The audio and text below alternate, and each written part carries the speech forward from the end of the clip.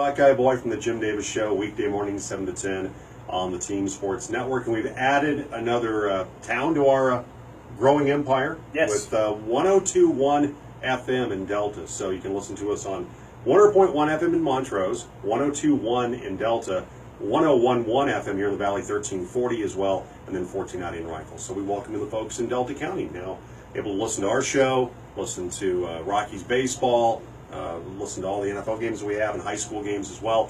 Speaking of the Rockies, another big win last night. They've won 6 in a row.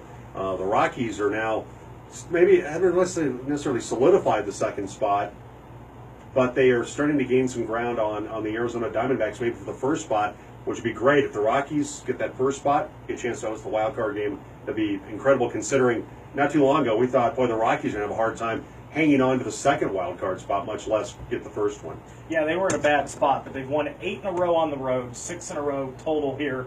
As we sit on a Wednesday, they play again tonight, game 3 of 4 against the Diamondbacks.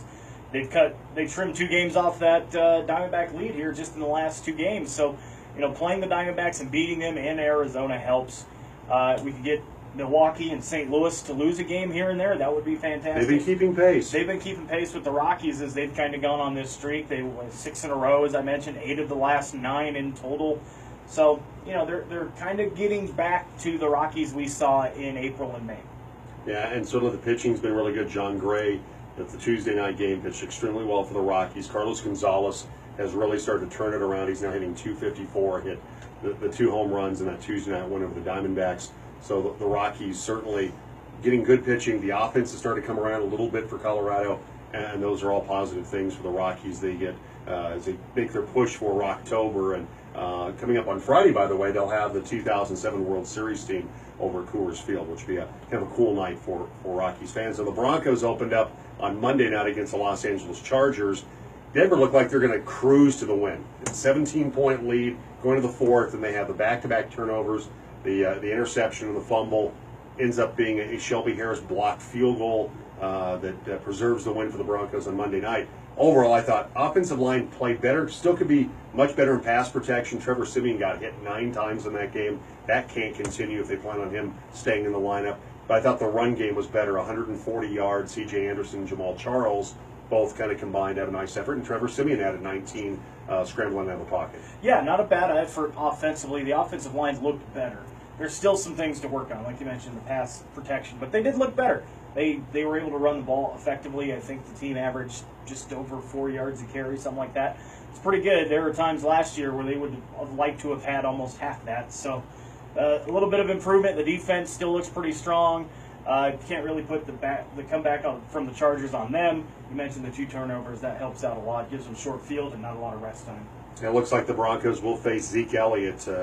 As of right now, his appeal has been upheld, and he's expected to play for the Cowboys Sunday. Denver and the Cowboys. Pregame at 12:05, kickoff at 2:25, 96.1 K-Star, and 14 out of the team. We also have plenty of local action. Thursday night, it's Montrose taking on Grand Junction. Montrose might be the best 1-2 football team in the state with 2 one-point losses to both Fruita Monument and then Palisade rallied to win by 1 point last Thursday night. Grand Junction had the lead early on against Fruita Monument, then the Wildcats rattled off 30 unanswered. Right now the Tigers are 1-1, so we'll have that game Thursday night on the team, also on 100.1 FM in Montrose for Indians fans. Pregame at 6, kickoff at 7. Friday night, you'll have Fruita Monument Palisade. Bulldogs are 2-1 right now. Big come-from-behind win against Montrose last Thursday. Fruita Monument dominant really from about the middle of the second quarter on against Grand Junction. The Wildcats right now in the top 10 in the Chassanow.com 4A poll.